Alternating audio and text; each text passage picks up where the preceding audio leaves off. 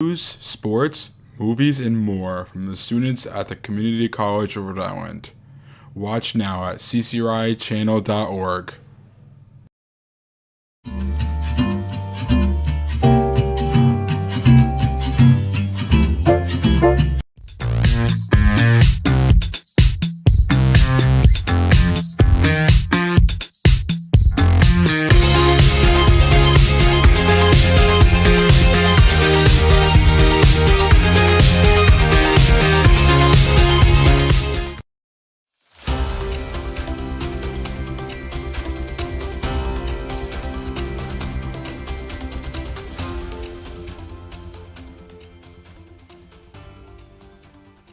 Hello and welcome back to CCRI Today, a show that takes a look at what is going on at the CCRI campuses, including news, current events, and sports. I'm Morgan Judd with the CCRI Channel. And I'm Peyton Lewis with our top story for today. This week, representatives from the New England Commission for Higher Education conducted their decennial evaluation of the CCRI campuses. During this evaluation, NECHI toured the CCRI campuses and met with administration. Following this week's visit, NECHI will release a report based on their findings. With these findings, NECHI's stated mission is to bring transparency and accountability to educational institutions. After the previous visit in 2014, CCRI underwent a self-study in 2019 to prepare for NECHI's visit this week. In the self-study from 2019, the report gave emphasis to CCRI's assessment of student learning outcomes, as well as monitoring the progress of ongoing institutional plans of CCRI. The report from NECHI has yet to be completed as of the time of this recording, although Dr. Lane Glenn, chair of the visiting team and president of Northern Essex Community College, concluded the visit with a brief summary during the team's exit presentation on Wednesday, March 6th. And in campus transportation news. The Rhode Island Public Transit Authority recently held hearings concerning bus routes. RIPTA is proposing changes to 33 regular bus routes, which is about half of all in the state. Bus routes 21 and 51, which go to CCRI, are expected to be changed, with increased trip frequency for number 51 and changed arrival times for number 21. RIPTA has not released the details of the changes as of March 5th. Riders will also notice repairs and renovations being done to the historic East Side Transit Tunnel in Providence starting at the end of March through mid-September. The routes affected will include 1, 32, 33, 34, and 40. More information about the RIPTA situation can be found at ripta.com/public hearings. In other news around campus, there will be no classes next week during spring recess, March 11th to the 17th. When we come back from break, there will be just 8 weeks, about 2 months left until the end of the semester. Are you interested in becoming a host for CCRI Today? Auditions to become a new host are right around the corner. Stay tuned for more updates about how you can become the next host of CCRI Today. The film submission deadline for the CCRI Student Film Festival is coming up soon. Get your entries in by March 22nd for a chance to screen it at the festival on May 10th and 11th. Enter your film for free by clicking the link at ccri.edu/filmfestival. That's great. I'm definitely going to submit my film. Need help taking your first steps toward graduation? GradFest on March 20th and 27th is a one-stop shop to get upcoming graduates to check off everything on their lists. GradFest will take place on Wednesday, March 20th on the Providence campus atrium from 2 to 6 p.m. and Wednesday, March 27th in the Warwick campus Great Hall at the same time. You can learn more on the CCR website under Commencement 2024. And now for the latest in sports. In men's basketball, the CCRI Knights had a busy week. On February 24th, they secured a victory against UConn Avery Point with a final score of 87-74. However, on February 28th, they faced a tough opponent on the road against Quinn Sigmund, resulting in a loss with a final score of 83-77. The women's basketball team lost to Sullivan County on February 24th with a final score of 58-43. Their last game of the season will be against Roxbury on Saturday, March 2nd at 11 a.m. The women's basketball team is entering the playoffs, taking on the 8th seed Prince George's on March 13th. Mark your calendars for the spring season's first baseball game, Monday, March 11th, when the CCRI Knights will be taking on Oakton at the Roos Mat, Florida event. The game is scheduled to start at 12:15 p.m. Following that up with our first two softball games will be Sunday, March 10th, first one at 11 a.m. against Mohawk Valley, and the other one at 1 p.m. against Prairie State. And now we will head over to our field reporters from the studio production class.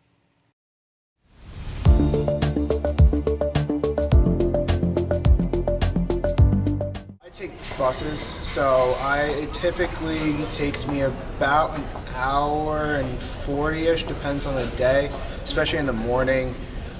With the 195 closures, it really gets backed up in East Providence and where I travel, especially the bus I take goes over to Henderson. It's about an hour, maybe. Yeah, about an hour. Is that by bus? By bus, yes. My commute before this was probably like 45 minutes, and I'd say now it's probably like 80 to 90 minutes. Was your time affected by the bridge anyway? Not really, not coming south. So a lot of that overspill from the traffic of 195 being closed and down to 2 lanes, it affects my day-to-day pretty rough. And I work in Providence, so no matter if I'm going to class or to work, it's affecting me daily. So, What are your thoughts on the bridge closure? They're getting investigated by the federal government, so that's always good. I mean, it's good that they're figuring it out now, but I really wish they kind of figured it out beforehand, especially when everything came to light. It's irritating. I hate how long it takes to get here.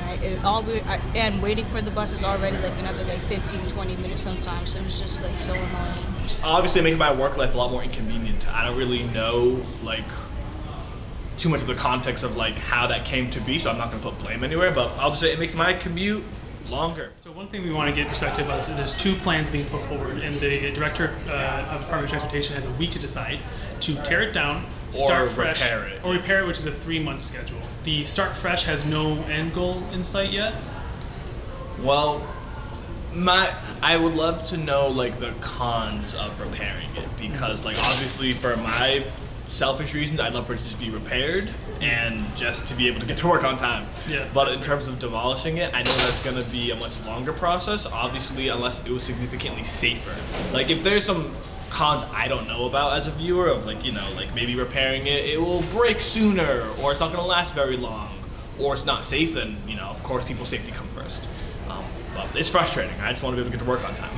The plan with the 3 months is good for now until they have a solid plan to, if they need to rebuild everything. I think they should go into that consideration. But for now, I think the short term, definitely the best option they have, considering how much traffic just goes through 195 just in general to get through Providence. It's right in the heart of the state, so the east side's all closed and all. I know when it first closed, my buddy who works in Providence ended up driving all the way down through Newport just to get through to the other side. I'd rather them fix it. I can deal with this for another 3 months.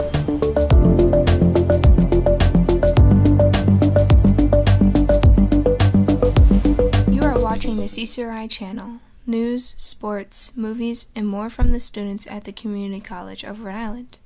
Watch now at ccrichannel.org. I was a quarterback at Hardaway High School. College first-round draft pick. During the football season, I would stop eating. But I didn't know I was depressed. We didn't have any education behind what mental health was. I started to learn it starts here first. If this is together, I'll be better as a father and as a husband. We have to redefine what being a strong man is and heal, love your mind.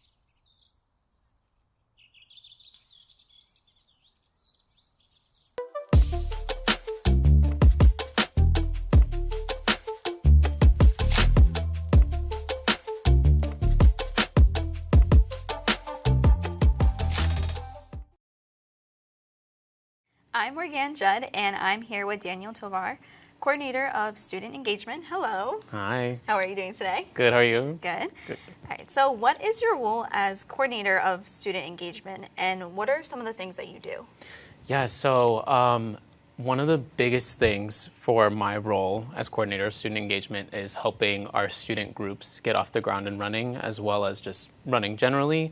Anything that can range from kind of helping their executive boards to getting an organization started, going through the student government process of getting everyone recognized and all that stuff. A huge part of my role now too is going to be student government and helping people on the executive team there kind of get that off the ground and running. We're going to start elections soon, so getting that together for the next year. As well as just kind of putting on programs and events that students might come to us in our office for. It could be anything, honestly. If we can find a way to make it cater to students and help, I guess, like better engage them and make their student life better. So just thinking about like finals coming up and thinking about, well, not coming up, but in the near future, thinking about how to like help students de-stress, how to think of studying techniques and stuff like that, and how do we take needs that have been identified by both students, faculty, and staff, well, all three, and figure out ways to like bring events, programs, resources to students, and kind of going about that. Yeah, so a lot of general ideas, and then it's right now there's a team of us four. So we have myself, Dean Jenkins or Christine Jenkins, here at Warwick.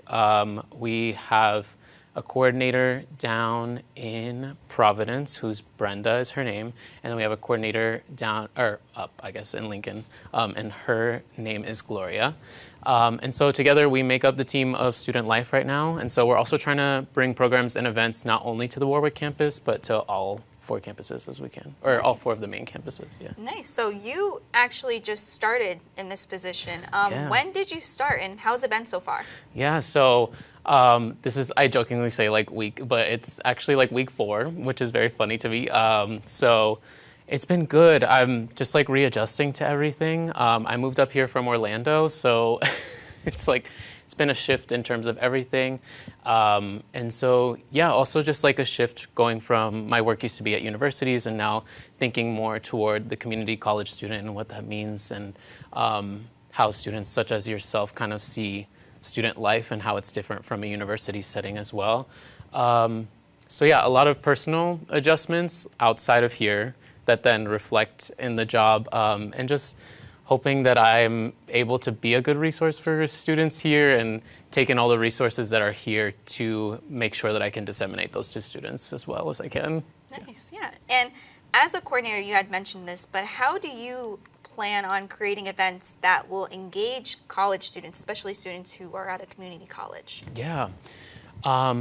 So I think first of all, it's just like, for me, having an open door policy at my office, kind of being someone who people see around and think like Daniel is someone who can tell you at least where to go, right? So like thinking on a personal level, for me, it's about being the best resource I can be for students. And when students are able to come, and when they feel they want to come to me, ask for support for their clubs and organizations, I'm able to provide that on a personal level. Working with student groups and their needs, I'm hoping that they also voice their needs to me about what they need, so I can go from there. And then just generally our office, everyone in our office is hearing from different students all the time, and we kind of come together on a weekly, bi-weekly basis and kind of figure out, what do we need to add, what do we need to subtract in terms of programming and events, maybe what has worked, what hasn't, and what students need. And so, yeah, if you haven't heard it in everything that I say, to me, student voices are most important to my job. And so I want to make sure that I'm not making decisions on behalf of students if that's not something that someone even wants in terms of a program or an event. Yeah. Nice. And what has been one of your favorite student engagement events so far that you've been part of? Yeah. So I haven't been a part of too many so far, but I will say that for me, what I'm excited about is going to be some of that de-stress stuff that I told you about earlier, of finals week is a stressful time. And it's like, I'm not trying to add stress to a student's life by being like, go to this extravagant program where it's like, do the scavenger hunt and here and go there and all that, where I just want students to feel comfortable in our spaces. And I think going back to one of the other questions about student engagement, we want students to be using the student life space more. I think in a world post-lockdown where things kind of like we're put at a pause, we're kind of rebuilding the student engagement piece of our jobs as well. Because I think students have redefined what it is to be a college student since then. And so we, like through de-stress events and stuff like that, I'm hoping through finals week and all that, that we can kind of filter some more students into our spaces, because we have some really cool spaces on the first floor in Warwick. And honestly, at all campuses, where we just want students to like be hanging, and like, it doesn't have to be a specific program. Just like the fact that you're aware that like we have like some couches and a TV and nearby where you can just sit and talk with friends and be there in community with each other. So I'm just really hopeful for, honestly, the community building that can come from our office. All right. Well, thank you, Daniel. We're so happy to have you here at CCRI with us. Thank you. And thank you for watching another episode of CCRI Today. You can find more episodes, student films, and live sporting events at the CCRI Channel, ccrichannel.org. I'm Morgan Judd with the CCRI Channel, and we'll see you next time.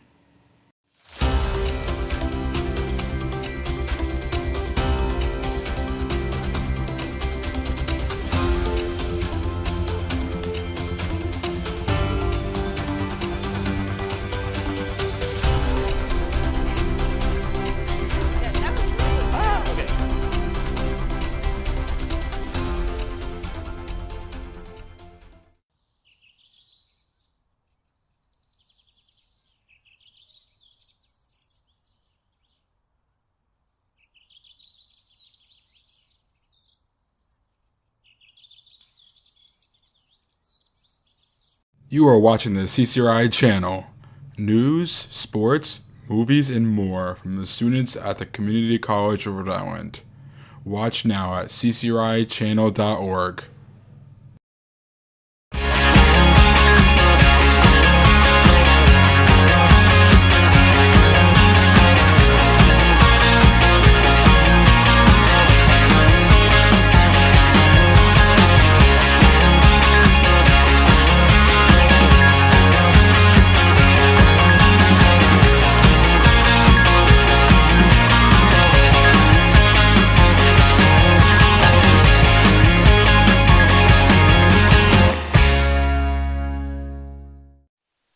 Ten, 9, 8, 7, 6, 5, 4, 3, 2. All right, this looks pretty good. Oh, hi there. My name's Andrew Hurst. I'm making a behind-the-scenes video on how we make an episode of CCRI Today. Would you like to see it? First, let's talk about our camera setup. This camera in particular doubles as both a teleprompter and a wide angle of our guests and anchors, whereas the other cameras focus on individual subjects. But of course, how are we going to do that if we don't have any good lighting?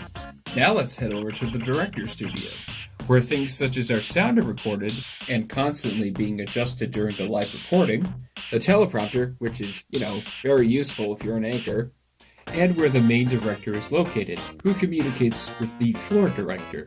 Their job is to take orders from the forward chain of command and to also control the floor where we are filming. Of course, before we can jump into any of this stuff, we have to practice many, many times. But it's not all just studio stuff.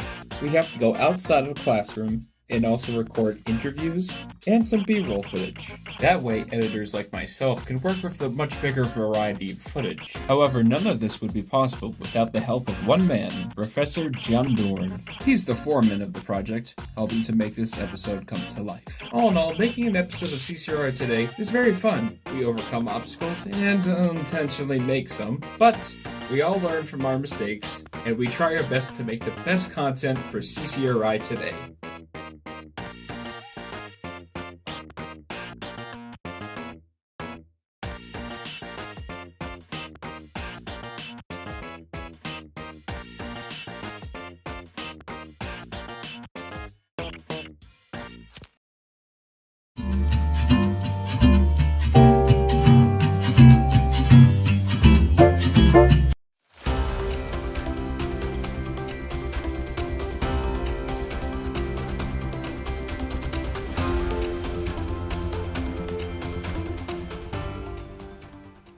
Hello and welcome back to CCRI Today, a show that takes a look at what's going on at the CCRI campuses, including news, current events, and sports. I'm Peyton Lewis, news reporter for CCRI. And I'm Morgan Judd, and for our top story for today. Welcome to our final episode of the fall semester and the last episode of 2023. Our top story is a reminder to all students that the last day of classes is Friday, December 15th, and final exams will start the week after. Be sure that all your assignments have been submitted. Also, winter classes will start Tuesday, December 26th. I know I'm taking a few winter classes. In campus news, CCRI has been designated as one of the 17 new industrial assessment centers by the Biden administration, boosting its efforts to support local businesses with energy savings. This designation will help CCRI conduct energy audits and expand clean energy workforce training options for in-demand, high-quality jobs and potentially result in significant federal funding. Interim President Rosemary D. Costigan said, CCRI is honored to be selected as an industrial assessment center. It reinforces our commitment to expand training opportunities, particularly in the clean energy sector. A few weeks ago, CCRI challenged students to find rubber ducks scattered across the campus for a prize. But one remains to be found, the infamous golden duck. What is this? Oh, this just in. The golden duck has been found. I repeat, the golden duck has been found. However, the identity behind who found the duck is still a mystery. If you are the one who found the golden duck, please report it to the JA office to claim your prize. That's Excellent crazy. work, right? Yeah, good work. Excellent work. That's awesome. Now look at upcoming events on campus. On Wednesday, December 13th from 11 a.m. to 1 p.m., the Alicia Project will be on the Liston campus. CCRI students can access fresh food and household items at no cost through the Alicia Project. Feel free to stop by and take what you need. On Thursday, December 14th from 3 p.m. to 6 p.m. at the Knight campus, the Office of Enrollment Services is hosting a Fresh Start enrollment event. Participate in this exclusive event tailored for adult learners seeking to return and complete their degree. At the Fresh Start enrollment event, you will be assisted in class registration, guided through the financial aid application process, provided information on additional funding options such as RI Reconnect for adult learners, discuss credit for prior learning, the Fresh Start scholarships, and much more. Now we will head over to our field reporters from the studio production class. Tell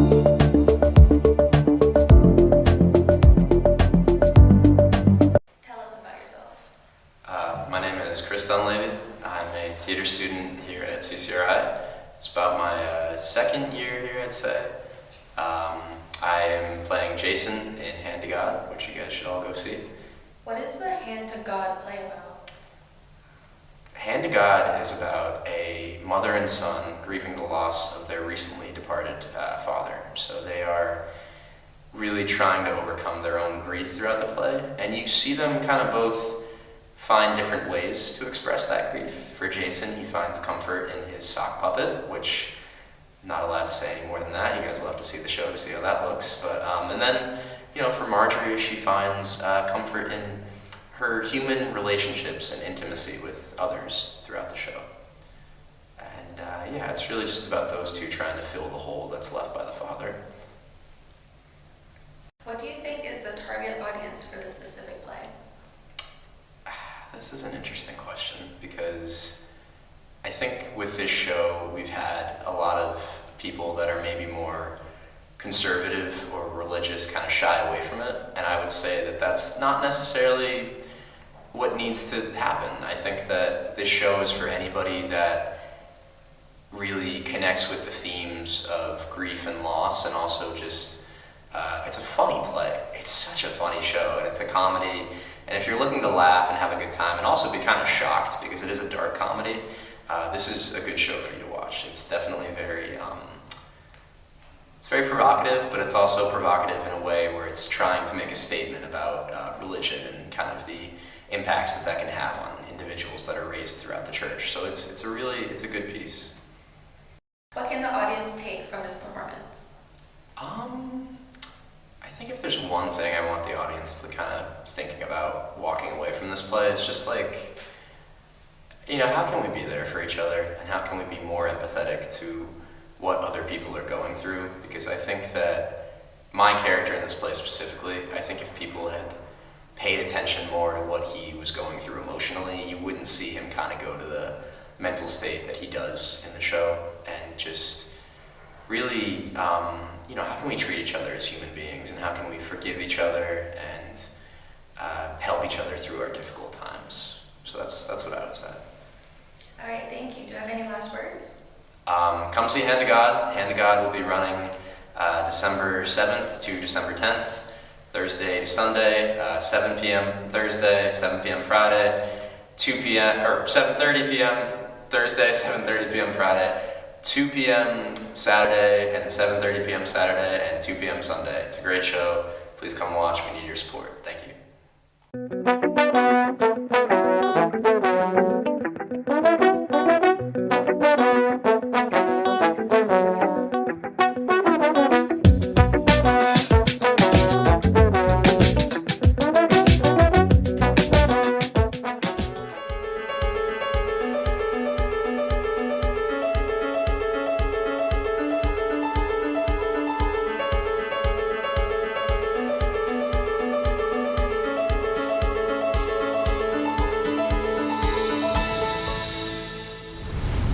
Hello and welcome back to CCRI Today.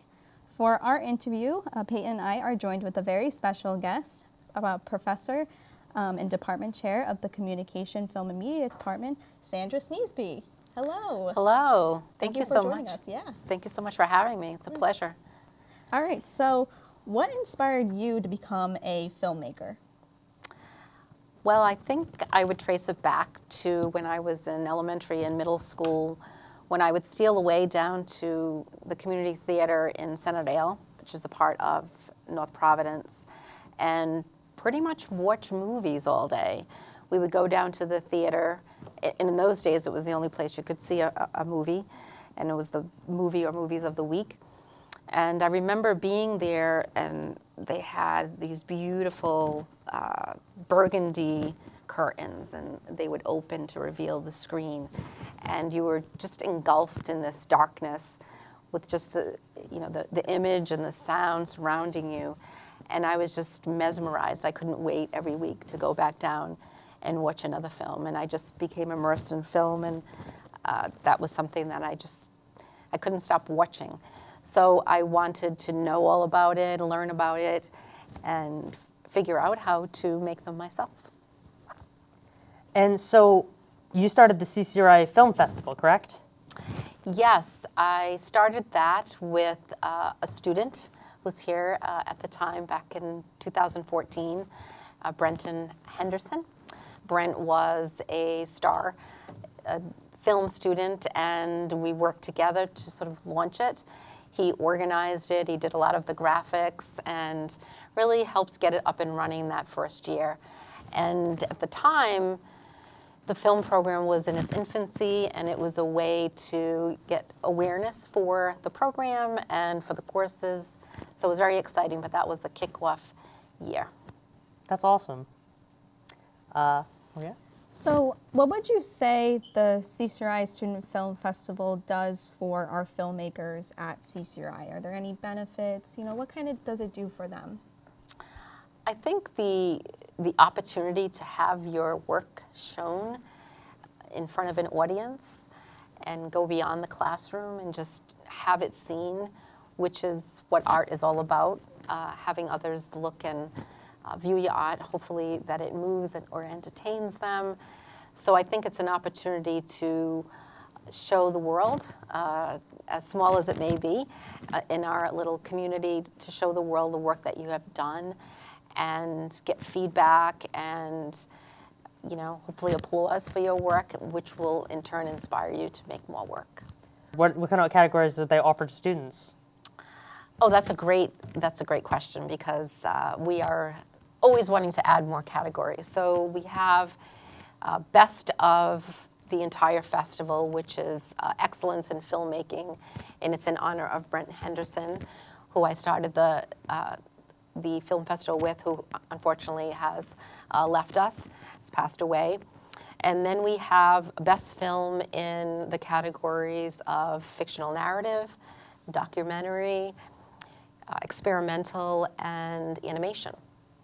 And beyond that, we have Best Editor, Best Sound Design, let's see, Best Writing, and we want to add more this year focused on acting, hopefully get some acting awards in there, maybe set design, costumes, etc. But we try to award all the participants in the film production units because, as you know, it takes many people to make a film, and so we want to celebrate all of them. Of course, definitely. And what can students look forward to, like in sort of the next year of CCRI filmmaking? We've sort of expanded beyond we started off, it was just a couple-hour festival, but now we've expanded it last year to a full day. And now this year, we're going to have an opening night sort of party celebration to kick off the festival where we can all just get together, maybe dress up and have a good time. And then the following day, the Saturday, will be where all the films are shown, and we'll have workshops, maybe some vendors there. So yeah, we're slowly expanding it every year. That's fantastic. Morgan? Well, that sounds great, and I can't wait to go and see all the student filmmakers and their productions this year. So, thank you for watching CCRI today. We hope you've enjoyed the last episode of this season, and we will see you next season. You can find more episodes, clips, and more at ccri.edu/channel. You stay classy, CCRI.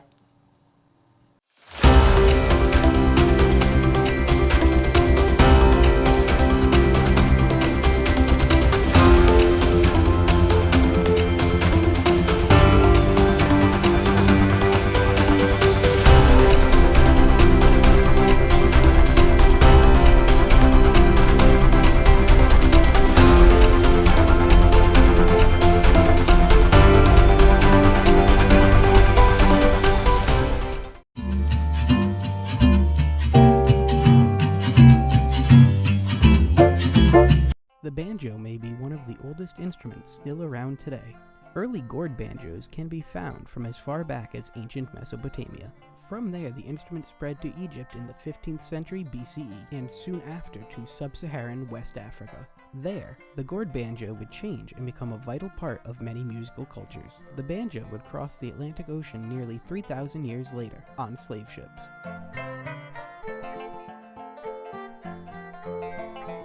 In West Africa, the gourd banjo, or gourd lute, that traveled from Egypt would change into the akadanteng. This instrument, found in Gambia, consists of 3 strings, a gourd, and a stick for the neck. Unlike modern banjos, it does not use tuning pegs. Instead, the strings have loops on the end that are tightened or loosened. The instrument has a similar look and playing style to today's banjos. Gambia.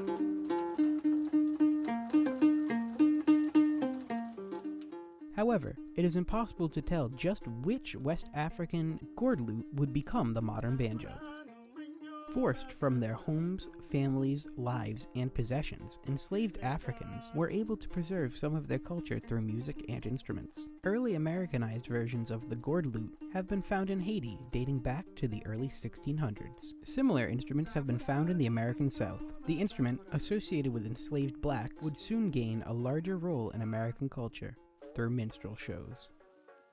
Children living on plantations would be taught how to play the banjo by slaves. These children would then grow up and use the banjo to perpetuate stereotypes and propaganda about black Americans on stage. In the minstrel era, there were rarely any black performers of the banjo. Instead, white performers in blackface would do routines mocking black people. Due to the nationwide popularity of these shows, the banjo too grew in popularity. With the banjo becoming a mainstay in American culture in the 19th century, it became more widely available to purchase. Luthier Joel Sweeney and drum maker William Butcher are credited as the first wide makers of banjos. With ease of access to the banjo, the playing style soon moved further away from traditional African roots and towards the modern bluegrass sound. These picking styles were taught in manuals and magazines, such as The Complete Preceptor by Elias Howe and Buckley's Monthly Banjoist, published by J.K. Buckley. With the introduction of the Briggs method in the late 19th century, the banjo sound started to change. Moving away from the traditional frailing and bastardized minstrel styles, the stroke style gained prevalence. This style is similar to the modern scruggs, or bluegrass style of banjo playing. In these styles, banjoists would fingerpick individual notes on the banjo. Due to the change in playing style, more music styles were available to be played on the banjo. These include polka, waltz, and the new and exciting ragtime. As the new century came and went, Americans became tired of the rag and vaudeville sounds. It was time for jazz. And with jazz, a new banjo emerged. The tenor and plectrum banjos became widely used, fitting nicely into the sound of a brass orchestra, sounding out loud and bright with the resonator attached to the back of them. The jazz age came and it went, and the banjo found yet another new home with new music styles, new American folk and bluegrass. Artists like Earl Scruggs and Pete Seeger brought the banjo out of the orchestra and onto the radio waves. Seeger would revitalize and re-envision what folk was, and Scruggs would do the same, but for the banjo as a whole. Scruggs played, and he played fast. His style of playing the banjo, using 3 metal fingerpicks to pluck out individual strings and notes, drenched in fills and rolls, single-handedly redefined the sound of the banjo. When someone thinks of the banjo today, they instantaneously think of his song, Foggy Mountain Breakdown. While the banjo has largely fallen from its place in every American parlor, it still lives on in modern folk, bluegrass, and country music. Whether or not the banjo makes a wide return to pop culture, it will remain the oldest American instrument, one brought here in an all-too-American way.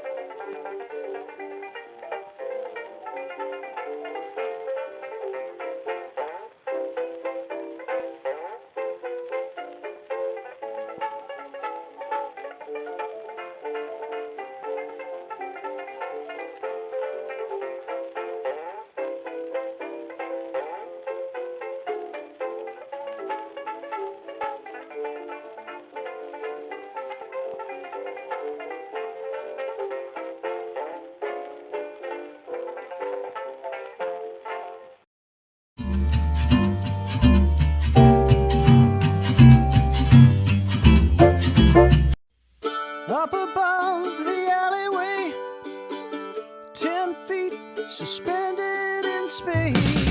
I'm taking my precious time, getting back to you. So the way I ended up becoming a multi-instrumentalist, which maybe is a bit fancy for somebody like me who just dabbles with different things, is I think it came out of 2 or 3 things. Number one, when I was in middle school and high school, and I was playing music in bands, I just had a curiosity for how different instruments work. I was primarily a guitarist, but guitarists are a dime a dozen. Everybody plays guitar. And I'm a pretty good guitarist, but there are always better guitarists out there.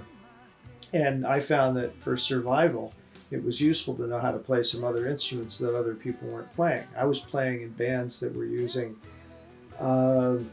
instruments from country music, like mandolin or steel guitar, or even bluegrass music, banjo, in addition to guitar and bass and keyboards. And the more I knew how to play these other things, well, if they already had somebody doing guitar, I could always be that guy who'd raise my hand and say, well, I can do the harmonica bits for you, or I can do the mandolin bits.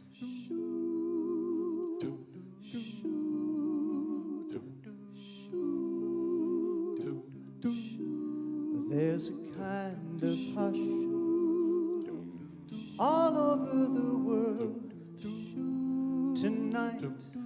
All over the world you can hear the sound of lovers in love. My mother would have said that it began when I was just a toddler. She told me one time that she remembered when I was still in a crib. I guess not even a toddler, I don't know, but maybe 2 years old. And she would sing to me. And she said I would sing back exactly what she just sung. The right notes, the right words, I mean, to the extent that I knew words. So apparently I had a good ear. She thought I had a pretty good ear from early on for music. And I'm not a professional musician, but I play with a lot of people. So, and sometimes I get paid. So I guess that is almost professional. Play with a lot of different bands. I've done a lot of recordings, songwriting, things like that. It's a passion and an avocation for me. Each time I walk into this place, I barely walk out intact. My heart in peace is so small, it's hopeless to put them back. She's always there with that wolf pack, all of those same guys, and I can't get it. Not even edgewise, where one tail is sure to begin, where another nose ends. It leaves me walking the dog down Puppy Love Avenue, where I can't slip my leash, can't stay within reach of you. Have to chase down the postman, teach him to shake hands and slip him a letter to you. But I'm just walking the dog down Puppy Love Avenue.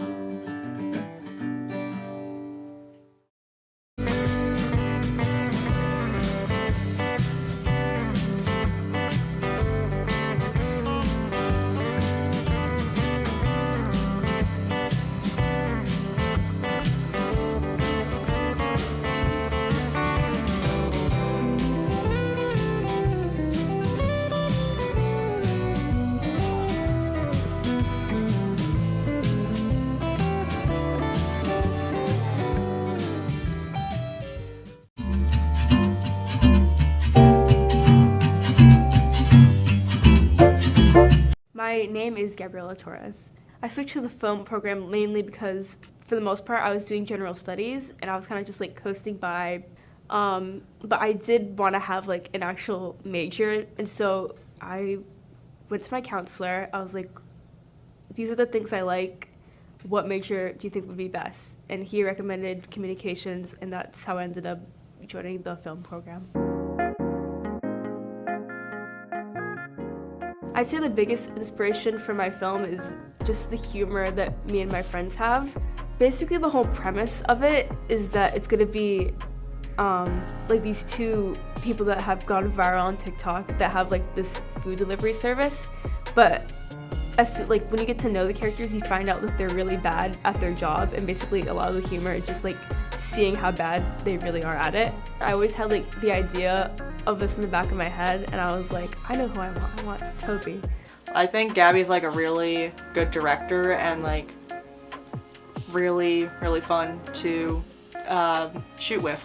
I would say it was because like of our synergy. We've been friends for such a long time, and we have a lot of like inside jokes too that I think would be really good for the film, and as well as his humor as well. I think he's really good at like improv and coming up with jokes on the spot. The reason why I joined this film was because I'm a good friend of Gabby's, and I just like acting in general, so I kind of just jump at any opportunity to act. So far during the process, I'd say work is probably like the biggest thing that's been hindering me. Coming home from work and going to do like schoolwork has been difficult. I think the filming process went pretty well. We filmed it pretty much all in a day. Basically, in the morning, I went to work and then we finished it. We wrapped it up at night. 2 actors, 1 camera person, and a lot of it too was me driving in my car and stuff. I guess the only setback in the process is for one of the scenes we needed food. I was gonna do like a mobile pickup. It was gonna be like a whole scene where we went through the drive-through and we got the food, but they said my car got charged twice. Just so you know, your order came in twice. You were charged 2 times for it. So it was like this whole thing, and I didn't get the scene that I wanted, but that was probably like the only thing. My advice is someone who is starting out, and don't be hesitant, just go for it. Even if you think that, oh, it's not even going to be that well, it's all kind of just for practice, and then you'll just build on your skills more and more over time the more you do it. So don't be afraid like, oh, no one's going to like it, it won't be this enough, it won't be that enough, just go for it.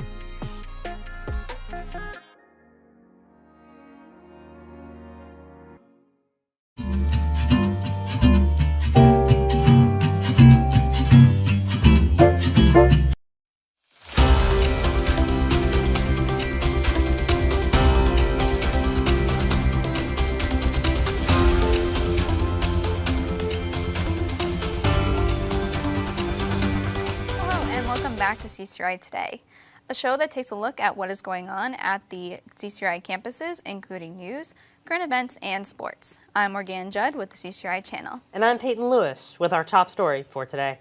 Many CCRI students have been late to class due to significant traffic from the Washington Bridge construction beginning in mid-December. The Rhode Island Department of Transportation closed the bridge after engineers found broken pins in the bridge supports. There's still a decision to be made on whether the bridge will be repaired fully as it stands or torn down to be replaced with all new material. Traffic is being detoured to the Henderson Bridge, and according to the Rhode Island DOT's website, drivers will be set back roughly 10 to 15 minutes during peak traffic times during the weekdays. I know that that's definitely set me back in the mornings. Peter Alviti, the director of Rhode Island Department of Transportation, says it will be another 3 months until a decision is made regarding the bridge, and that any potential repairs on the bridge would be an additional 3 months. As of yet, there is no proposed timeline for a plan to tear down and repair the bridge. And on the CCRI Warwick campus, come visit the Margaret M. Jacoby Observatory. It's a great resource for the public to use, and it houses a beautiful 16-inch telescope. During February, you will be able to see the amazing Orion star constellation in the night sky. If you want an even better look, go to the observatory on clear Wednesday nights from 6 to 8 p.m., and it's free and available to all. To learn more, go to the CCRI Observatory website. And now for upcoming events on campus. Well, first up, we have celebrating Black History Month on February 28th. Student Life will be hosting Black History Trivia. Test your knowledge, learn something new, and engage in important conversations. This will be an online event, so you can join from the comfort of your own space. Join us on March 25th, 26th, and 27th for a transfer fair event. Additionally, don't forget that our career and internship fair is just around the corner, coinciding with the transfer fair dates. This means you'll have back-to-back opportunities to explore transfer options and career prospects, all conveniently located in one place. Keep a lookout for other exclusive college events like Poetry Slam and award ceremonies. Find more information at events.ccri.edu. And now in sports, with the women's basketball season coming to an end, we would like to acknowledge the season that they've had. Currently 11-0 in their conference with a 16-6 record, this team continued to put on a show throughout the season. The game of the year was on January 25th at the Holyoke Cougars. This game was a blowout from start to finish, with the CCRI women's team putting up a statement game, winning 71-8. The last game of the season is home, here at the CCRI versus Sullivan County on February 24th. Let's see if the women can end this year strong. Men's basketball is not looking good as they're losing more games than winning, with 11 wins and 15 losses. What's the cause? We don't know, but the stats indicate more home wins while losses originate far from home. In good news, recent games show a healthier win-lose dynamic, which means a comeback might be around the corner. Even during losses, they still come close, ending just shy of a point or two. To cement their full comeback, they need to put in their effort, but looking at their previous games this season, it's anyone's game. However, as the season ends, let's cheer them on and give them our best. And now we'll head over to our field reporters from the studio production class.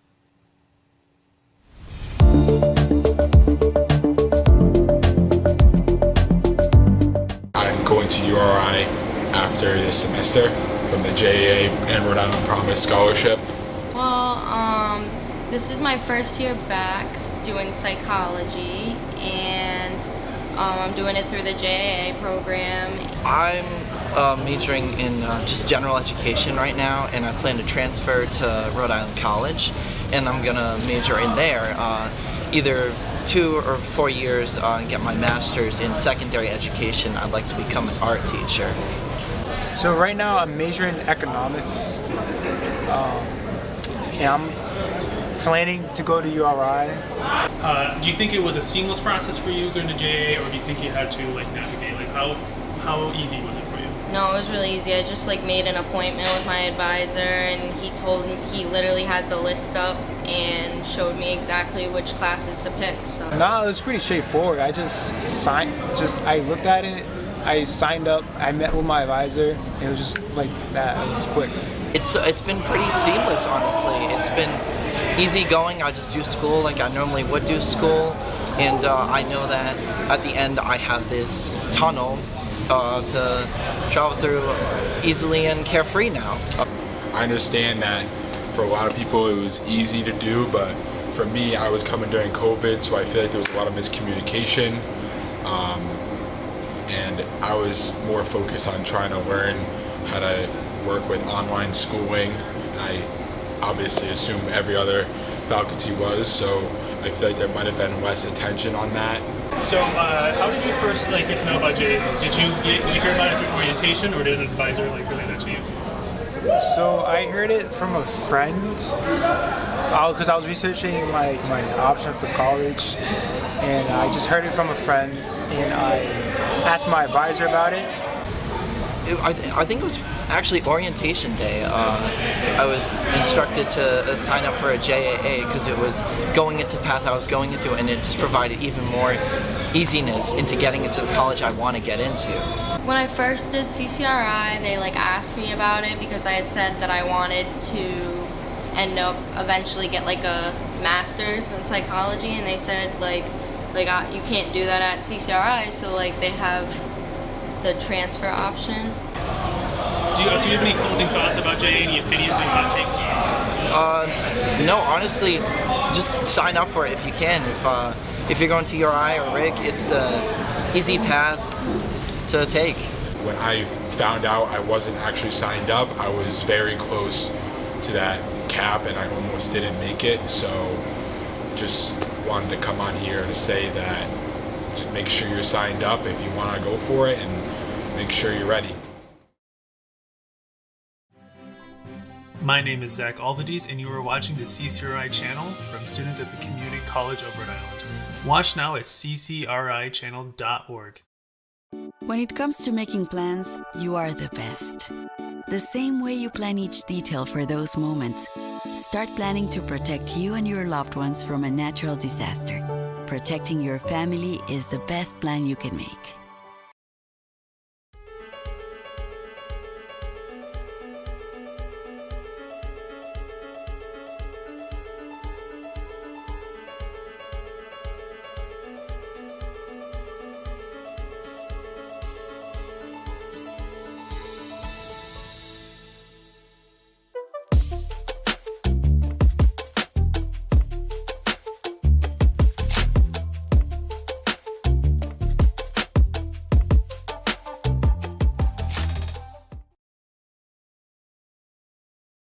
Hello and welcome back. I'm Peyton Lewis, and I'm here with Anna Batty, manager of CCRI's Transfer Center.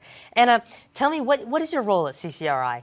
My role is to help students take their next step once they finish at CCRI. So once they graduate and they're ready to go on and get their bachelor's degrees, they come talk to me about what opportunities would be good for them, which schools would be good for them. RIC and URI are a huge push for a lot of our students. About 2/3 of our students choose to go to those schools, but they also choose to go to a lot of different schools around the country and around the world. So it's my job to help them understand what they need to do to get into those schools and how they make those big jumps. And so, what is JAA? Yeah, JAA is the Joint Admissions Agreement. It's an agreement that CCRI has with RIC and URI, the classes that you take here transfer. So the goal is for a student to come here for 2 years, walk across our stage, and then seamlessly go right to a junior at RIC or URI. When they do that, they can get a tuition discount up to 30% based on their GPA. So if they have over a 3.0, you are entering discount land of at least 10%. 3.25 and higher is 20%, and 3.5 and higher is 30% off. So it's a really good opportunity for a student to come here for 2 years for free with Rhode Island Promise, and then move on and get a discount for their last 2 years. How many CCRI students are currently in the program? We've got about 3,500 CCRI students in the program, so there's a lot of you, but it's a great opportunity, and it's a reason why so many students take advantage of the program. My goal is to get about half of our students in that program at some point, but bear with me, I'm a one-man show. What are the requirements to enroll in JAA? Yep, so you have to have less than 30 college credits, which is 1 full academic year, and you have to not have credit from another institution. So you can't have gone to another school and then come in. We do have a lot of students who do that, but these classes are classes that anyone can take, so we line them up to be able to take them anyway. But to join JAA, those are the 2 requirements. And what should students do if they want to enroll but they don't meet the requirements? Yeah, of course. We have students follow the plans regardless of if they're in JAA or not. So we have the plans are lined up. We have about 96 different transfer majors that students can do. The goal is by the end of this year, there'll be over 100 for students to take advantage of. And we just have students take the classes that would be in those majors without being in the JAA program. So we show them how to use their DegreeWorks, which is a wonderful program that you can access in your My CCRI account. And in there, it shows you all the classes that you would need to take to transfer. Most of CCRI's classes do transfer, but not all of them. So it's really important to take a look at that degree work evaluation and see what classes you're taking and how they go to Rick and URI and other colleges. Awesome. And what is the easiest way for students to get more information about the JAA program? Yeah, we have a website. It's just ccri.edu/JAA. You can bump into me. I'm on pretty much all the college campuses all of the time. We have a transfer center on the Warwick campus, which is right down in the field house. And pretty much any of your advisors know everything there is to know about JAA. So you've got lots of resources to learn more. And what are the benefits of joining the program? Yep, you get the tuition discount. When you walk across the stage at graduation here, you get special cords that show that you're in the JAA program. You are automatically accepted to Rick or URI, so there's no application fee. Your transcripts are sent over, so essentially the application process is something I handle and you don't have to deal with at all. You get an acceptance letter straight out of the mail from Rick or URI, and Rhode Island College actually has agreed to waive all enrollment deposits for all students if they're in the JAA program. So there's zero cost to actually starting at your four-year institution. Excellent. And is there any corrective action students can take if they had thought they were enrolled in JAA but they actually weren't? Yeah, that happens sometimes. So what we would normally do is have those students come meet with me. We figure out what classes they've taken already and fit a plan that looks good for them. One of the most important things that I tell students is what you get your bachelor's degree in does not have to be your whole life. So it doesn't have to be that daunting of a task to choose your bachelor's degree. For instance, mine's in chemistry. Look what I do for a living. Like, it doesn't necessarily have to line up. I can't think of a single person that I've worked with here who followed what they do as their bachelor's degree for their entire life. It's just a wonderful stepping stone and an opportunity to go on and do the things that you love. So we want to create an opportunity for students to get that bachelor's degree, so we're opening that door. If we have to play with it a little bit, if you don't do chemistry and you do biology instead, we can make it work. But we can figure out ways to make those classes that they've taken apply to their degree, so that way they can get to that bachelor's degree and that next step without taking classes that don't go anywhere. Lastly, do you have any advice for any students at CCRI? Yes, please come talk to me. I want to talk about transfer and get your opportunities for transfer lined up so you know what you're doing your freshman year. It can be really daunting.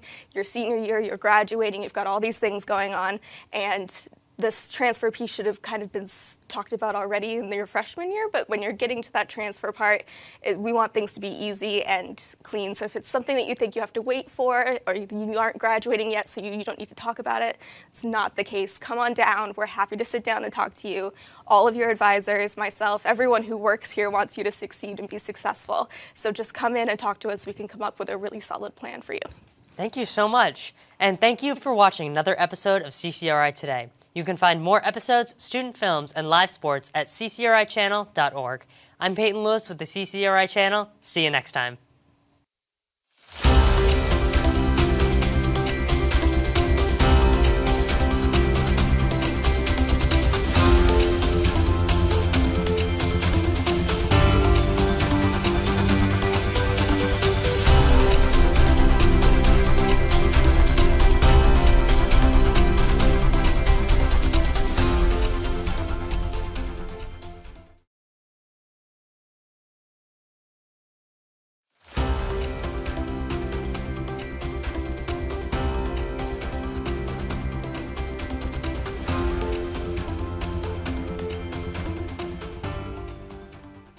Hello and welcome back to CCRI Today, a show that takes a look at what's going on at the CCRI campuses, including news, current events, and sports.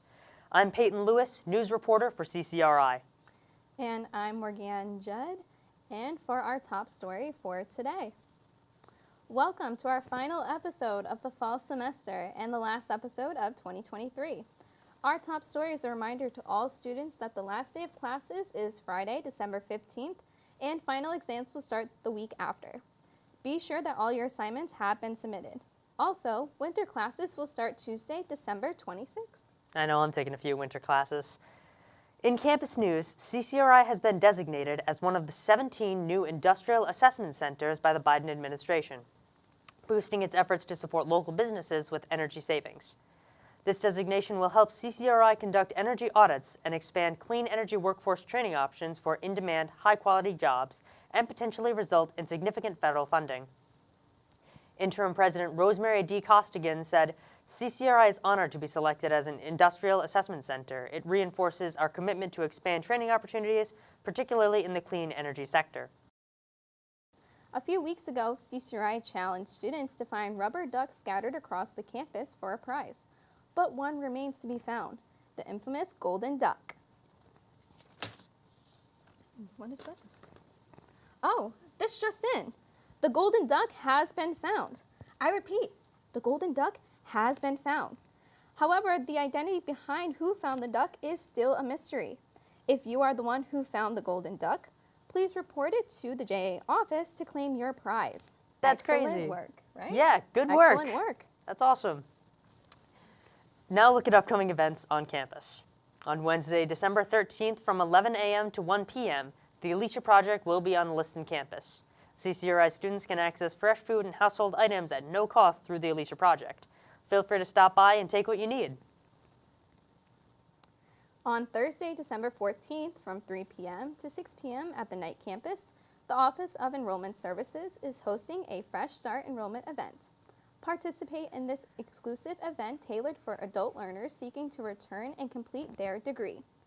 At the Fresh Start enrollment event, you will be assisted in class registration, guided through the financial aid application process, provided information on additional funding options such as RI Reconnect for adult learners, discuss credit for prior learning, the Fresh Start scholarships, and much more. Now we will head over to our field reporters from the studio production class. Tell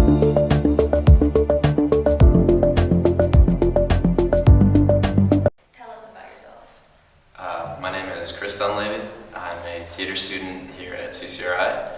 It's about my second year here, I'd say.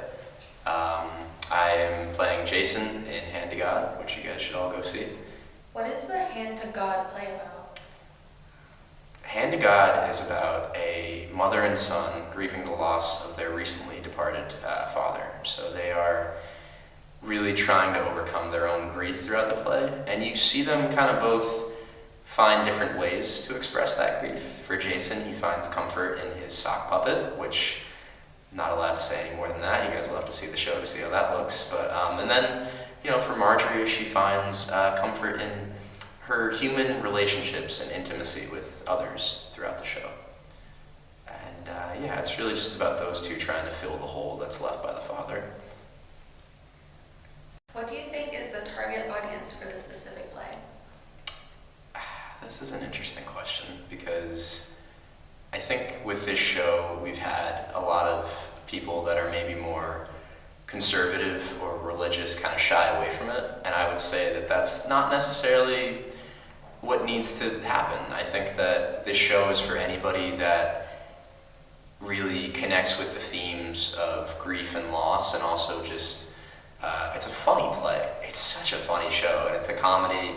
And if you're looking to laugh and have a good time and also be kind of shocked because it is a dark comedy, this is a good show for you to watch. It's definitely very, it's very provocative, but it's also provocative in a way where it's trying to make a statement about religion and kind of the impacts that that can have on individuals that are raised throughout the church. So it's a good piece. What can the audience take from this performance? I think if there's one thing I want the audience to kind of thinking about walking away from this play, it's just like, you know, how can we be there for each other, and how can we be more empathetic to what other people are going through? Because I think that my character in this play specifically, I think if people had paid attention more to what he was going through emotionally, you wouldn't see him kind of go to the mental state that he does in the show, and just really, you know, how can we treat each other as human beings, and how can we forgive each other and help each other through our difficult times? So that's what I would say. All right, thank you. Do you have any last words? Come see Hand to God. Hand to God will be running December 7th to December 10th, Thursday, Sunday, 7 p.m. Thursday, 7 p.m. Friday, 2 p.m. or 7:30 p.m. Thursday, 7:30 p.m. Friday, 2 p.m. Saturday, and 7:30 p.m. Saturday, and 2 p.m. Sunday. It's a great show. Please come watch. We need your support. Thank you.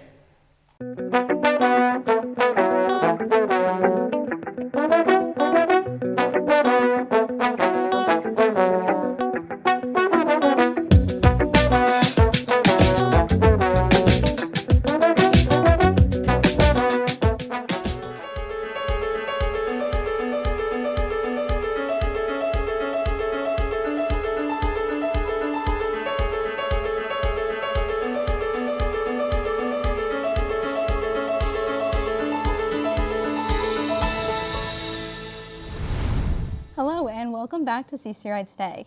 For our interview, Peyton and I are joined with a very special guest, Professor and Department Chair of the Communication, Film and Media Department, Sandra Sneesby. Hello. Hello. Thank you for so joining much. us. Yeah. Thank you so much for having me. It's a pleasure. All right. So, what inspired you to become a filmmaker? Well, I think I would trace it back to when I was in elementary and middle school, when I would steal away down to the community theater in Centerdale, which is a part of North Providence, and pretty much watch movies all day. We would go down to the theater, and in those days it was the only place you could see a movie, and it was the movie or movies of the week. And I remember being there, and they had these beautiful burgundy curtains, and they would open to reveal the screen.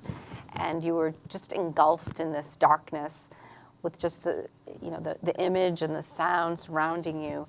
And I was just mesmerized. I couldn't wait every week to go back down and watch another film. And I just became immersed in film, and that was something that I couldn't stop watching. So I wanted to know all about it, learn about it, and figure out how to make them myself. And so you started the CCRI Film Festival, correct? Yes, I started that with a student who was here at the time back in 2014, Brenton Henderson. Brent was a star film student, and we worked together to sort of launch it. He organized it, he did a lot of the graphics, and really helped get it up and running that first year. And at the time, the film program was in its infancy, and it was a way to get awareness for the program and for the courses. So it was very exciting, but that was the kickoff year. That's awesome. Okay. So, what would you say the CCRI Student Film Festival does for our filmmakers at CCRI? Are there any benefits? What kind of does it do for them? I think the opportunity to have your work shown in front of an audience and go beyond the classroom and just have it seen, which is what art is all about, having others look and view your art, hopefully that it moves or entertains them. So I think it's an opportunity to show the world, as small as it may be, in our little community, to show the world the work that you have done and get feedback and hopefully applause for your work, which will in turn inspire you to make more work. What kind of categories do they offer to students? Oh, that's a great question, because we are always wanting to add more categories. So we have best of the entire festival, which is excellence in filmmaking, and it's in honor of Brent Henderson, who I started the film festival with, who unfortunately has left us, has passed away. And then we have best film in the categories of fictional narrative, documentary, experimental, and animation. And beyond that, we have best editor, best sound design, let's see, best writing. And we want to add more this year, focused on acting. Hopefully get some acting awards in there, maybe set design, costumes, etc. But we try to award all the participants in the film production units, because as you know, it takes many people to make a film, and so we want to celebrate all of them. Of course, Yeah. definitely. And what can students look forward to, like in sort of the next year of CCRI filmmaking? We've sort of expanded beyond we started off, it was just a couple-hour festival, but now we've expanded it last year to a full day. And now this year, we're going to have an opening night sort of party celebration to kick off the festival, where we can all just get together, maybe dress up and have a good time. And then the following day, the Saturday, will be where all the films are shown, and we'll have workshops, maybe some vendors there. So yeah, we're slowly expanding it every year. That's fantastic. Morgan? Well, that sounds great, and I can't wait to go and see all the student filmmakers and their productions this year. So, thank you for watching CCRI today. We hope you've enjoyed the last episode of this season, and we will see you next season. You can find more episodes, clips, and more at ccri.edu/channel. You stay classy, CCRI.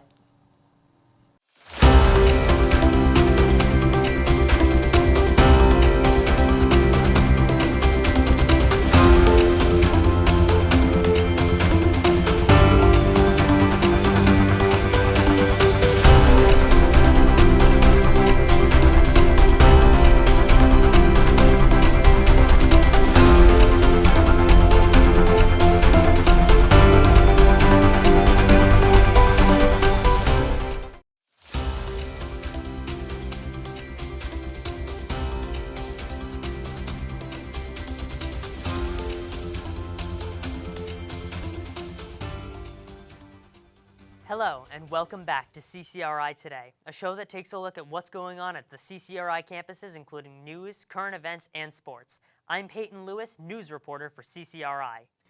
And I'm Morgan Judd, reporter for CCRI. And for our top story for today, the Community College of Rhode Island has been designated as the National Center of Academic Excellence in the Cyber Defense for the next 5 years. This is the second step of a two-step accreditation process by the National Security Agency. This is the second time CCRI's cybersecurity degree program has earned the CAE-CD designation. It was first earned in 2018, and CCRI's cybersecurity program director, Michael Kelly, said, "We are very happy to receive this designation once again. It underscores the commitment to the cybersecurity program by the college. Achieving this designation would not have been possible without the contributions from the community college, and I really appreciate all their help and support." Congratulations, CCRI. It's a big deal. In campus news, the student government met on Friday.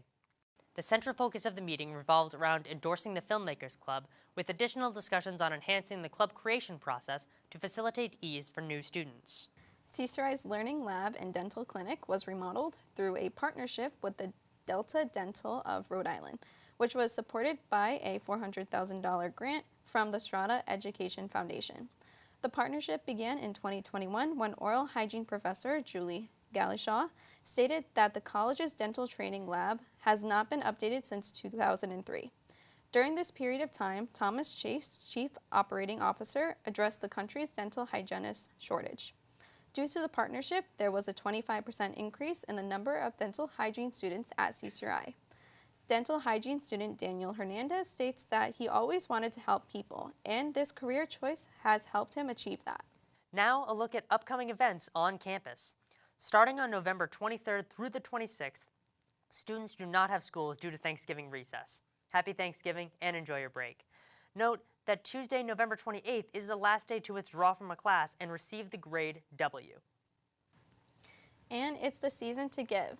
Join us all campuses at the CCRI Blood Drive on Tuesday, November 28th to donate blood and save lives. The drive will be in the Knight campus and Flanagan campus Lower Commons, and the Bloodmobile in the Liston campus. All presenting donors will be automatically entered to win a pair of Patriot tickets for their December 18th game against Kansas City at the Gillette Stadium in Foxborough, Massachusetts. If you would like to reserve an appointment time, go to www.donate.ribc.org/donor/schedules. Walk-ins are welcomed. Also a reminder to eat, hydrate, and bring your ID. I'm definitely going to be at the Lincoln campus to help out with the blood drive, you know? Finally, in sports. On Tuesday, November 14th at 8 p.m., the CCRI men's basketball team took on the Springfield Tech Rams at home and won with a final score of 120 to 58. Tonight, our team is on the road again to play the CCBC Catonsville Cardinals at 7 p.m. Earlier that evening, at 6, the CCRI women's basketball team competed against the women's Springfield Tech Rams and were victorious with a final score of 90 to 11. The top players during the match were Alicia O'Hagan and Nicia Ortiz. Next week, on the 21st, the team will continue their winning streak when they play against the Quinsigamond Wyverns. You are watching the CCRI Channel from the Community College of Rhode Island, online at ccri.edu/channel.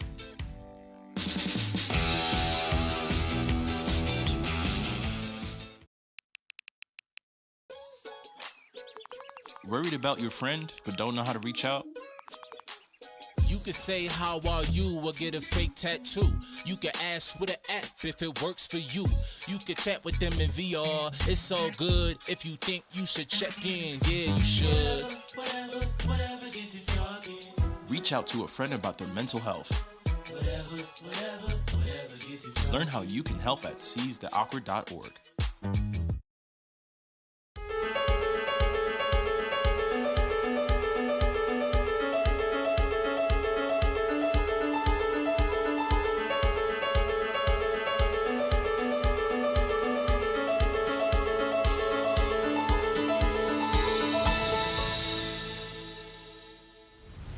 Hello and welcome back to CCRI Today. I'm Peyton Lewis and I'm here with Tom Galeano, the editor-in-chief of The Unfiltered Lens. Tom, would you like to tell us a little bit about yourself?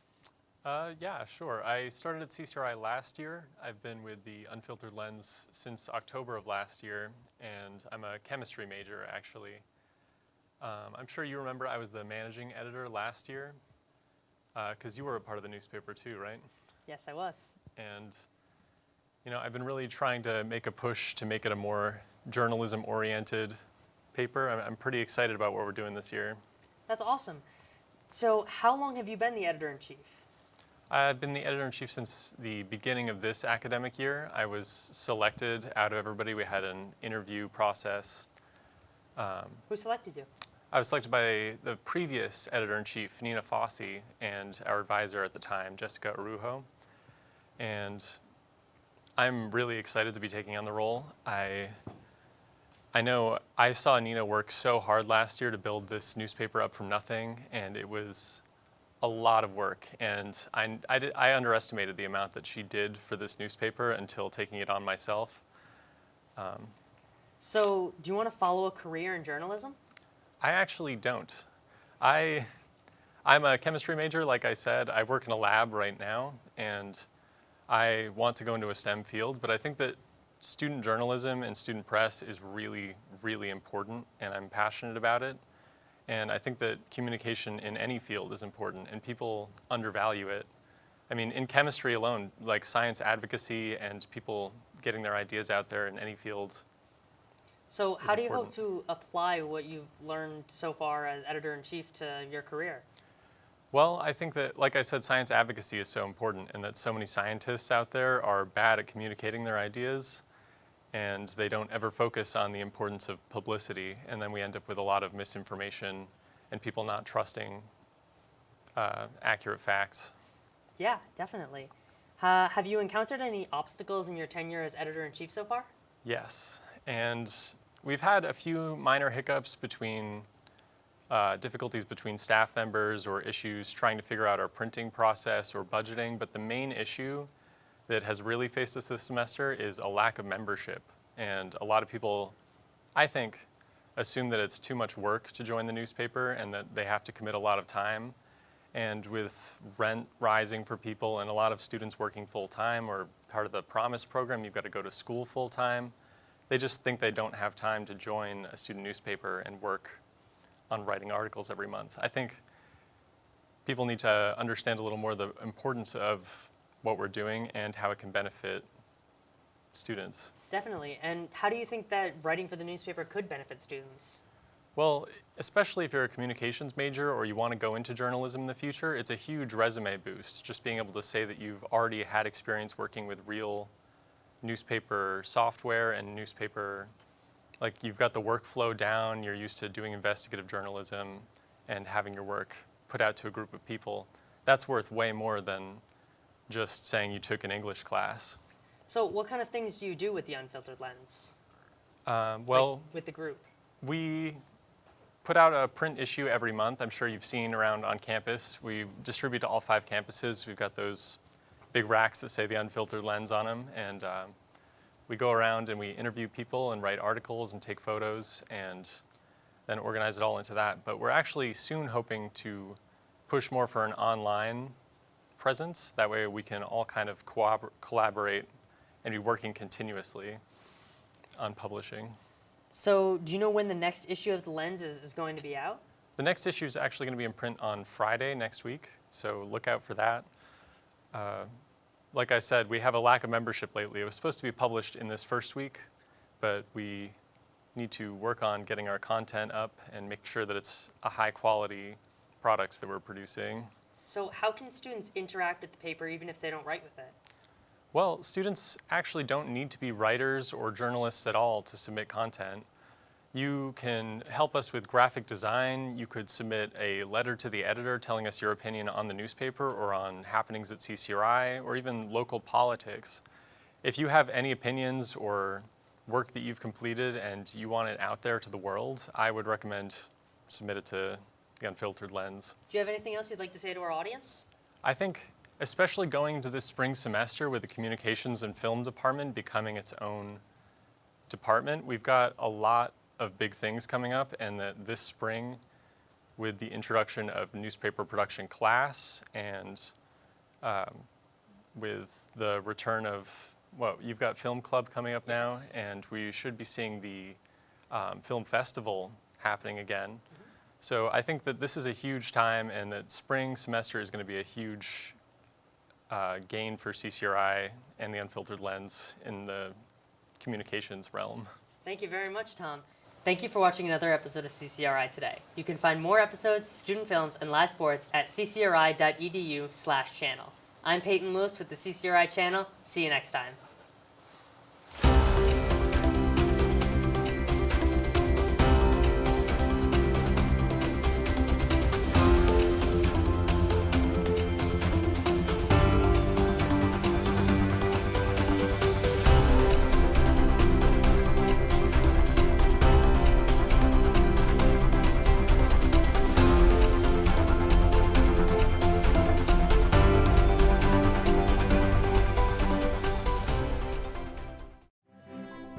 My name is Zach Alvadis, and you are watching the CCRI Channel from students at the Community College of Rhode Island. Watch now at ccrichannel.org.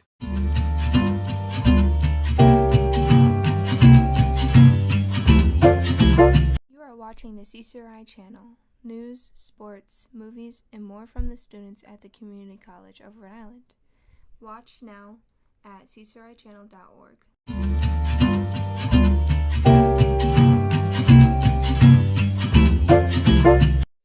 This is how to borrow equipment and edit your projects in the Communication and Media Department at CCRI. When taking a production course in the CCRI Communication and Media Department, you'll need to borrow equipment and edit media for your projects. Here's how it works. First thing to do is follow your instructor's link to the Equipment Center website. That's right here. That is ccri.edu/cmmd/equipment. And before you do anything, like reserving equipment, you'll need to sign the semester agreement for using equipment and facilities. So to do that, click this button, read through the policies. Couple key items are that we do not check out recording media or memory cards. You have to provide your own memory cards. Your instructor will authorize you to check out certain pieces of equipment as you learn them. And you need to make sure you bring equipment back on time, or there may be some borrowing penalties on your account. So you read through that, click the agreement form, fill it out, and sign that you have reviewed it. Click submit, and you're all set. Once we have that on file, we'll add a rental membership to your account in our equipment lending system. Remember, you can only borrow equipment if you're currently enrolled in a comm or film course, and you're only able to borrow the specific pieces of equipment covered in your course. You'll be approved by your instructor as you learn new gear. We have a few different spots on campus to help you with what you need. If you need to borrow equipment like a camera, tripod, or audio recorder, you go to the Equipment Center in room 6561. So here's our main page. If you click on this, this will bring you down to our locations. 6561 Equipment Center. Open Monday to Friday, 10 to 2. And if you need help finding it, here's a map. If you get out of the elevator in the round building on the 6th floor, just take a left and we're right there. There's a sign posted outside the door. And once you go in, a staff member will help you out.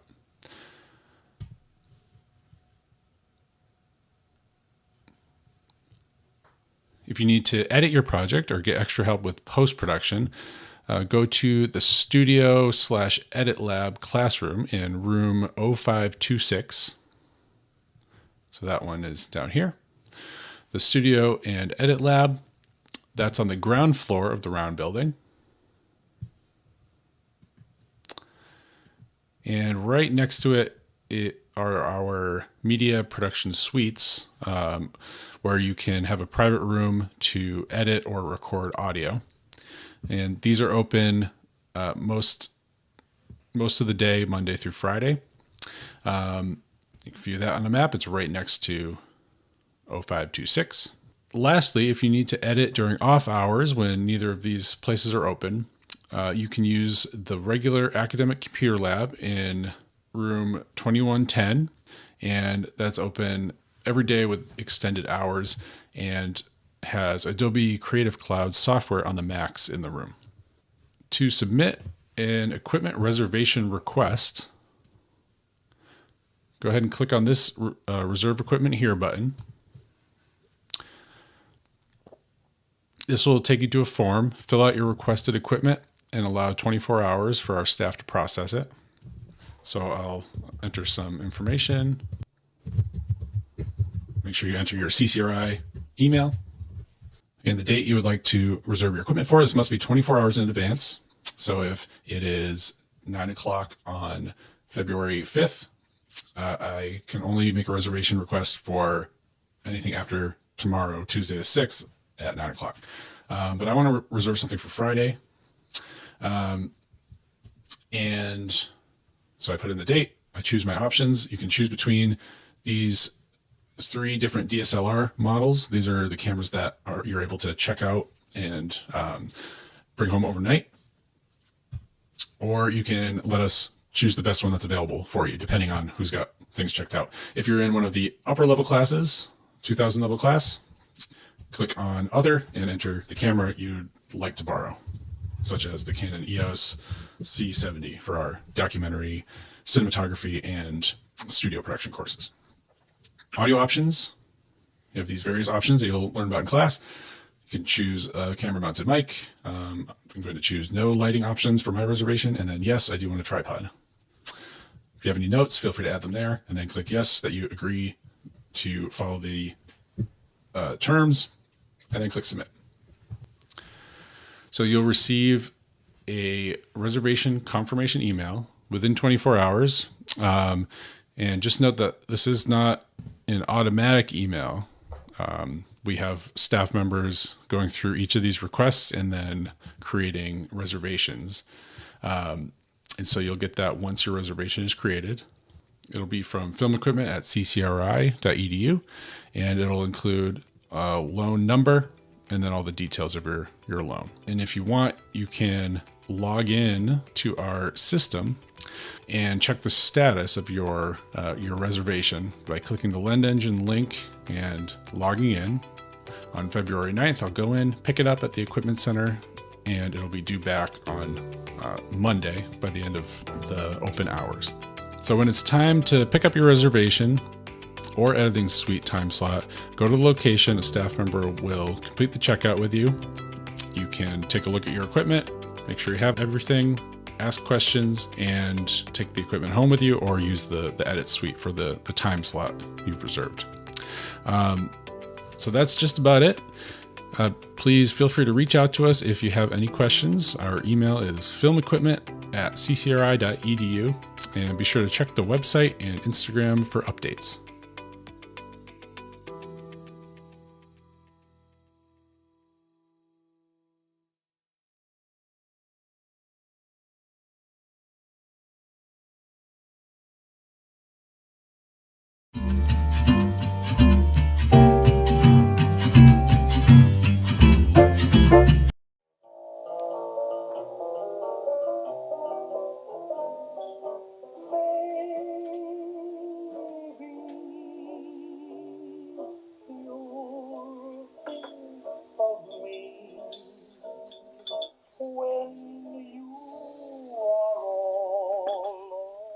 You do realize that your earthly presence is not required for this interaction, right?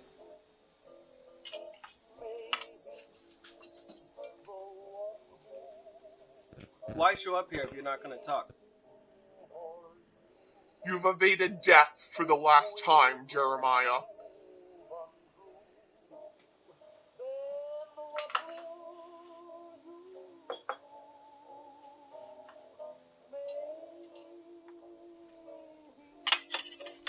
Why don't you just eat it like a sandwich? I like to keep my hands clean. Is that a crime? No, but skirting death is. Really? Where does it say that? In the Bible?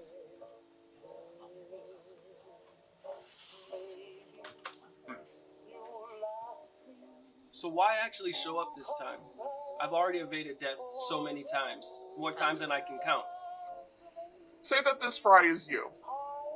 Ordinarily, I would slowly erode you over the course of your life. Sort of like biting into a fry until you finished it. Neat magic trick. But every time you start to break down, you seem to pick yourself right back up. Like nothing even happened. That makes sense, but why stop now? I'm done eating the fry. All I'm hearing is that you can't kill me. You're correct. I can't. Congratulations. You've won. No. You can't give up. This is my purpose. The fact that I'm immortal is why this is fun. I need to prove to myself, to prove to the world, that I can beat death. Well, you've proven it. Would you like your reward? I get a reward for outsmarting you? Yes. You get to be the new me. Is this still an option? Death is now your only option. Good luck.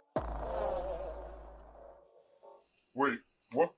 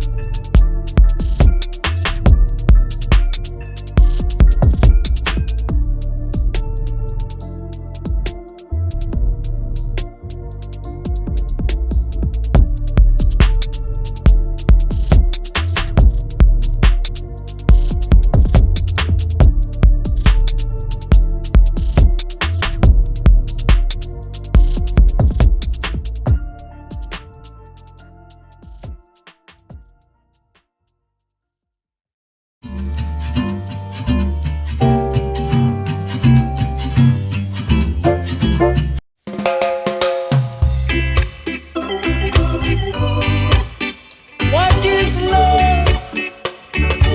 Really want to know what is love? Ooh, aye.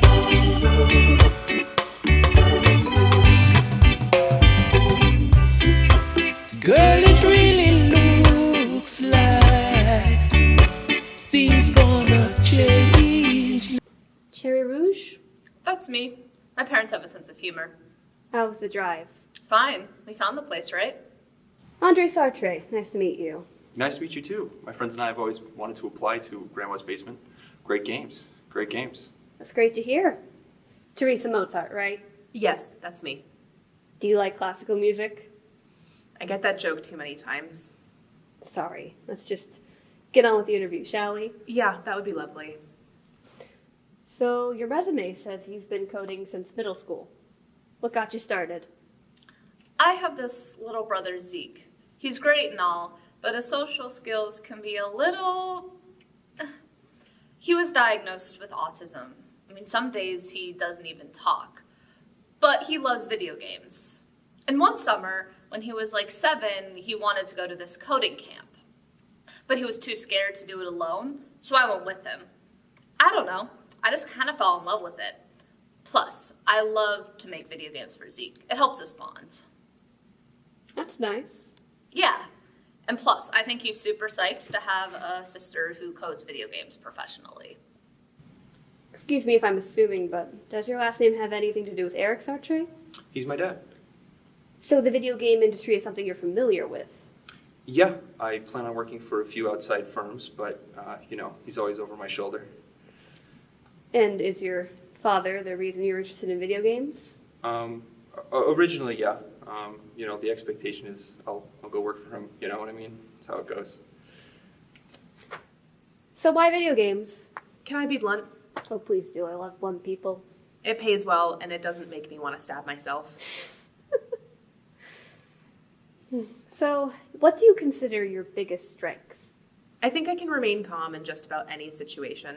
It takes a lot to faze me. I'm good at finding solutions to problems. I can make, light of any grim situation. That's kind of my sense of humor. Really? You can make a joke out of anything? Can you make a joke out of 9/11? Will I be immediately disqualified for it? Right, let's do something a little less extreme.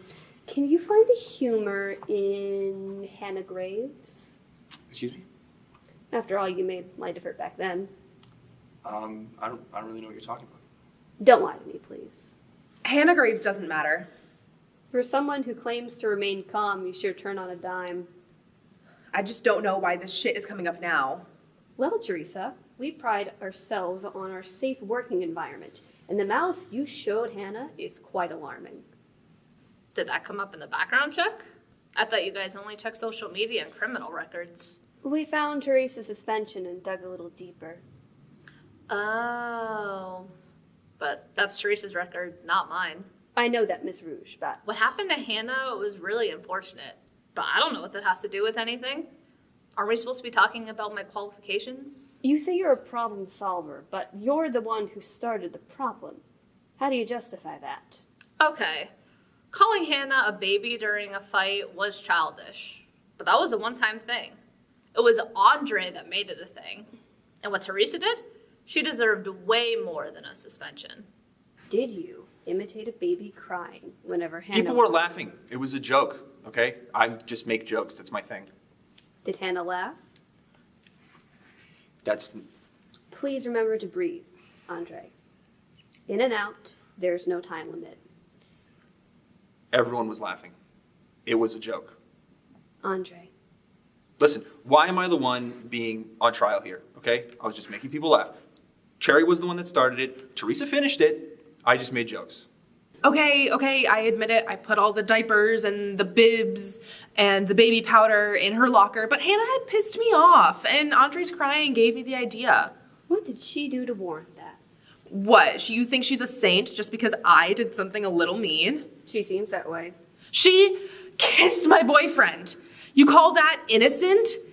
Honestly, if you're gonna blame me, then you have to blame Cherry and Andre too. In fact, blame Hannah. I didn't tell her to kill herself. Victim blaming is very low. Oh, she's a victim now? I think most people would agree.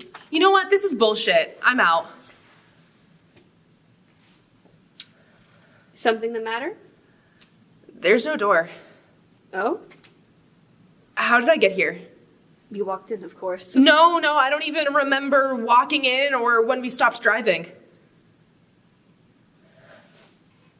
We're dead. Do you think I could just get like a glass of water or something? It's just a little weird. I think that'll be all. What do you mean? I've seen all that I need to. I can go? Yes, I'll send you where I've decided you'll go. What do you mean? Mr. Sartre, you and your friends never made it to the interview. The three of you passed away in a car crash on the way there.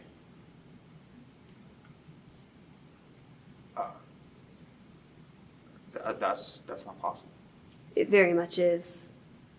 What are you, some kind of judge? If you believe that's an accurate word. My responsibility is to deal with special cases. You and your friends died quite young, hardly enough time to judge your souls. Usually that's enough to keep someone from damnation. But Hannah happened.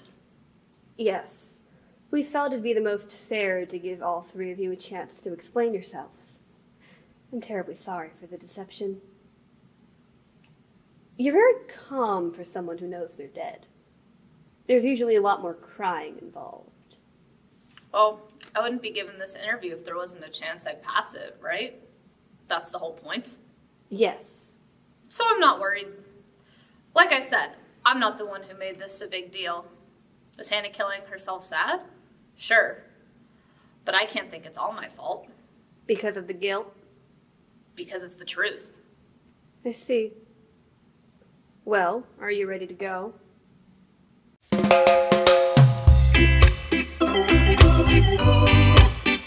What is love? Really want to know what is love? Ooh, aye.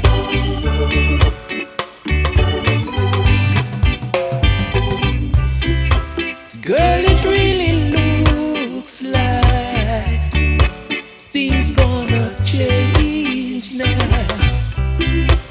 With you, my love, it's you, my love.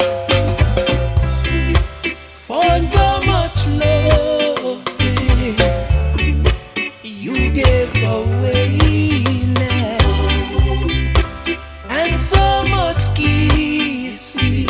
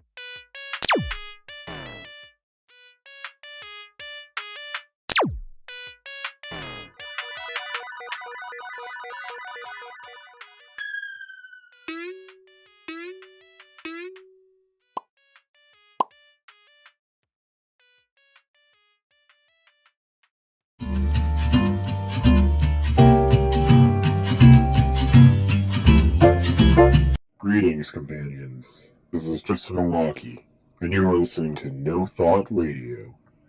I'm gonna put the new song on by Skipper 12 called Birthday Card Dilemma. Grandma sent me a birthday card with no money in it. I need to find a fix. Life is hard at 26. No, this is not a top 40 hit. This is not compute. Be gone, be gone.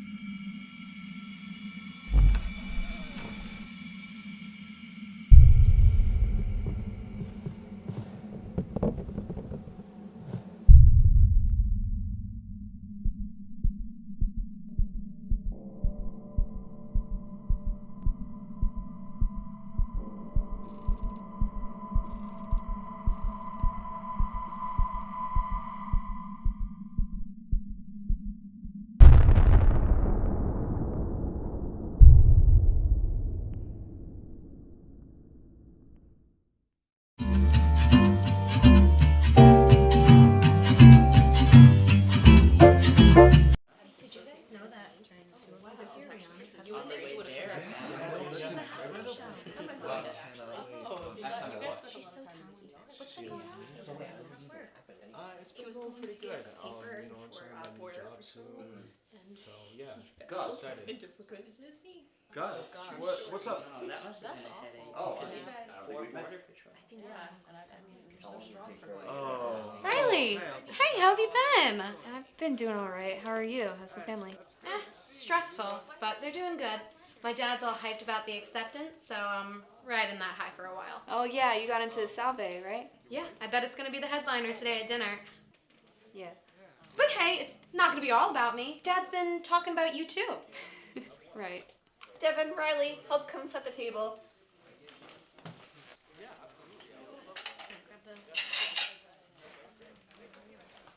Since when is dear Uncle Adam babbling compliments about me?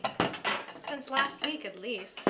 He heard about your essay. Oh yes, what a proud educational achievement. A single A- on a half-assed essay. Hey, at least it's something nice. Dinner's almost ready.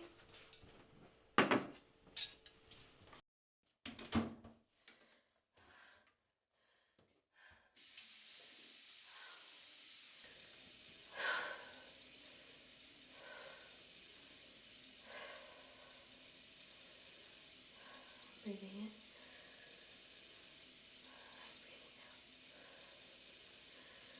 Breathing in. Breathing out.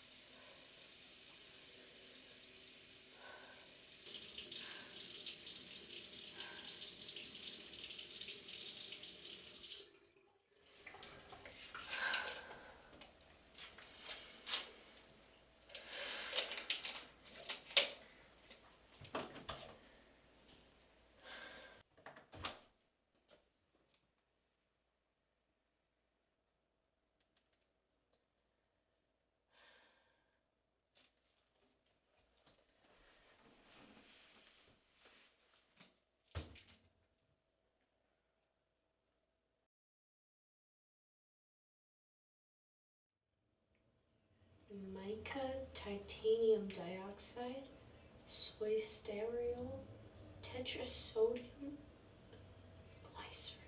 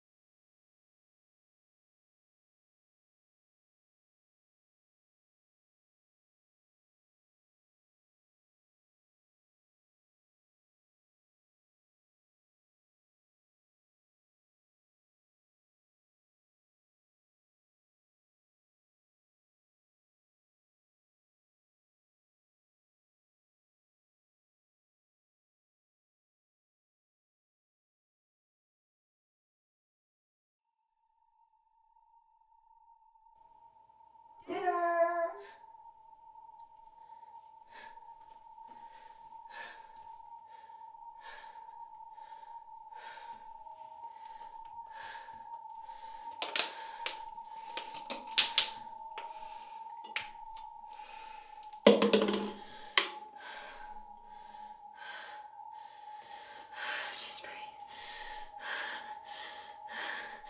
Just breathe. Just breathe in. Just breathe out. Why are you eating all of that? Stop baking! Just breathe. Just breathe. Just breathe in.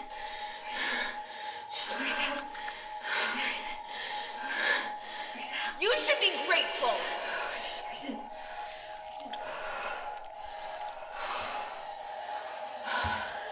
Breathe out. It's not my job to fix you.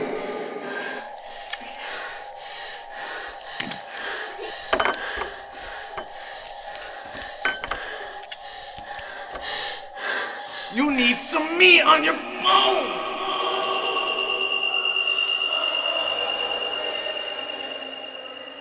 What? Can't eat all that? Hey, can I come in? Right. It's okay to come out.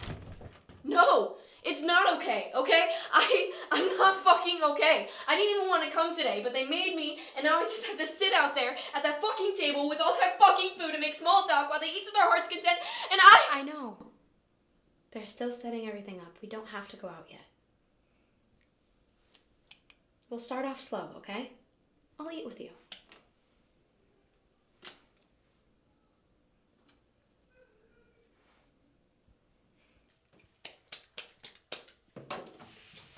Alright, come on. Do you really want to miss out on them bragging about your essay? Alright. I'm glad you came. You've been doing alright. Well, thank you for this meal. Oh, There's there our she scholars. is. Oh, hey. Alright. Yeah, thanks. Would you like some? Oh, for sure. Yeah. Really?